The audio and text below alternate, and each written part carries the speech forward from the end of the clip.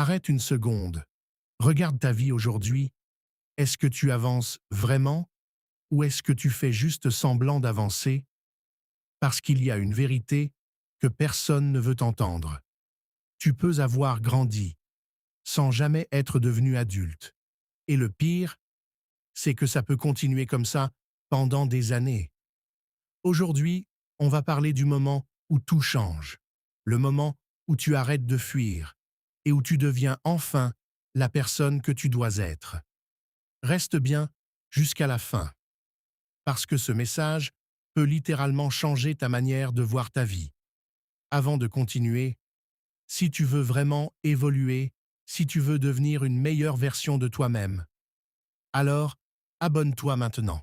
Parce qu'ici, on ne parle pas juste pour motiver, on parle pour changer. Laisse aussi un like pour soutenir la vidéo et dis-moi en commentaire, c'est quoi la chose que tu dois changer dans ta vie aujourd'hui? Prends ça au sérieux. Maintenant, on peut continuer. Un jour, tu te réveilles et tu réalises que tu as grandi. Mais au fond, rien n'a vraiment changé. Tu repousses toujours ce que tu dois faire. Tu évites toujours ce qui te fait peur. Tu attends toujours le bon moment. Mais laisse-moi te dire la vérité. Le bon moment n'existe pas. Tu deviens adulte le jour où tu arrêtes de fuir.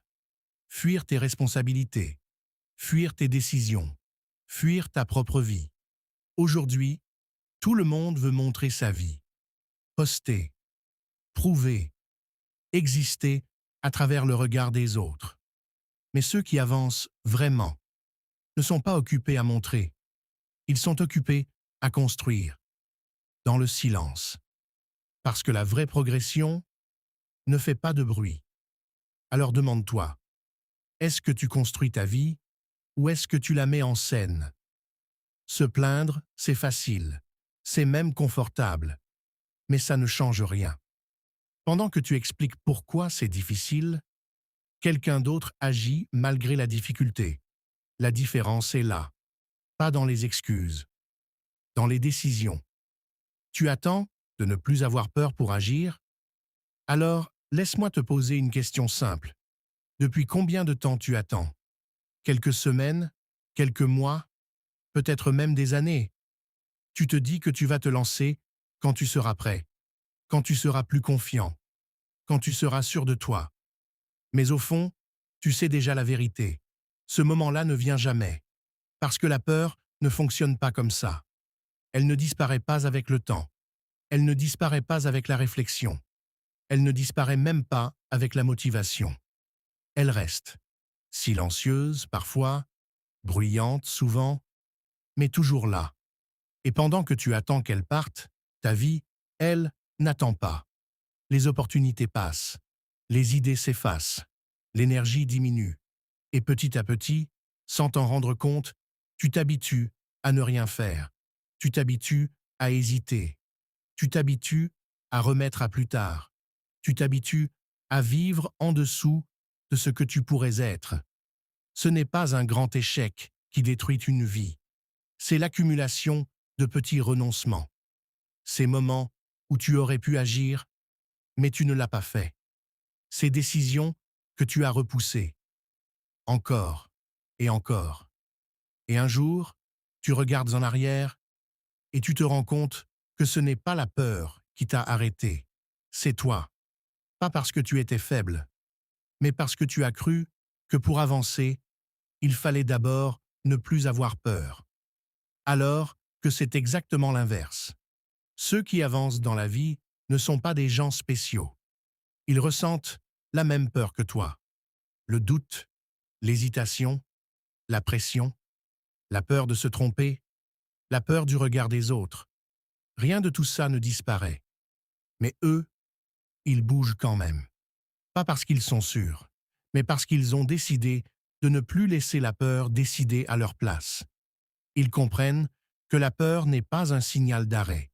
C'est un signal de passage, un indicateur que tu es en train de sortir de ta zone habituelle, que tu es en train de t'approcher de quelque chose qui compte vraiment.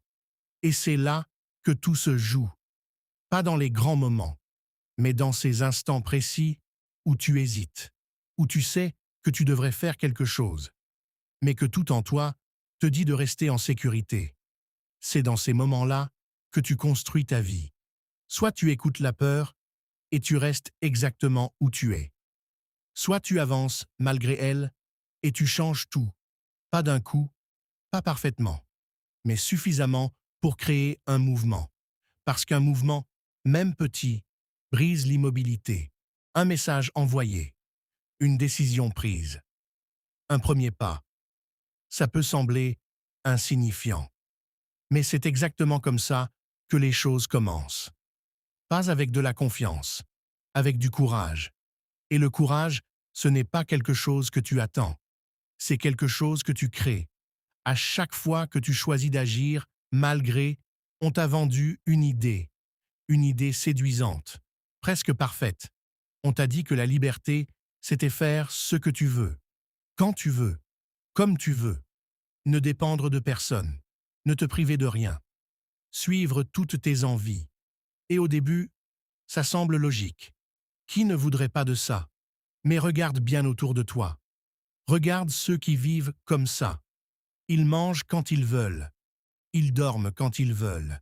Ils dépensent quand ils veulent. Ils abandonnent quand ils veulent. Et au fond, ils ne contrôlent rien. Ils réagissent.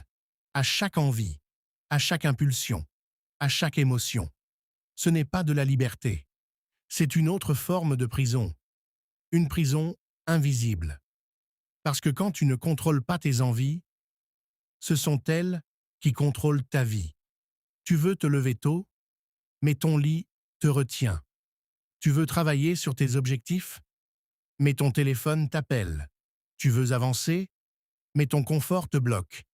Et à chaque fois, tu cèdes. Pas parce que tu es incapable, mais parce que tu n'as jamais appris à te maîtriser. On t'a appris à suivre ce que tu ressens, pas à décider malgré ce que tu ressens. Et c'est là que tout change. Parce que la vraie liberté, elle ne ressemble pas à ce qu'on t'a montré. Elle est moins sexy, moins confortable, mais infiniment plus puissante. La vraie liberté, c'est quand tu n'es plus esclave de toi-même, quand une envie apparaît, mais que tu choisis de ne pas y répondre. Quand c'est difficile, mais que tu continues quand même. Quand personne ne te regarde, mais que tu restes fidèle à ce que tu dois faire. C'est ça, la discipline. Pas une punition, pas une contrainte, une forme de contrôle, un pouvoir silencieux. Parce que quelqu'un de discipliné ne dépend pas de son humeur, il ne dépend pas de sa motivation, il ne dépend pas de ses émotions. Il agit même quand il n'en a pas envie. Et c'est exactement pour ça qu'il avance. Pendant que les autres attendent de se sentir prêts, lui crée des résultats. Pendant que les autres suivent leurs envies, lui construit sa vie. Et au début, ça demande un effort. Dire non à une distraction. Dire non à une facilité. Dire non à une habitude qui te tire vers le bas.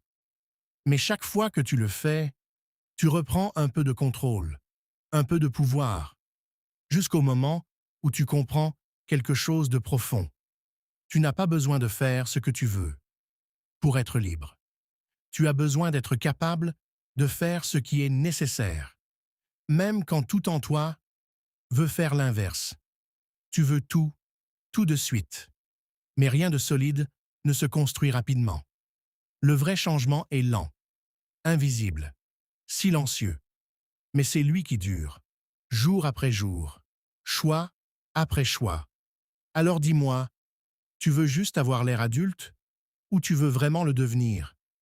Parce qu'au final, tu ne changes pas en une nuit. Tu changes à chaque décision, à chaque effort, à chaque moment où tu refuses de rester la même personne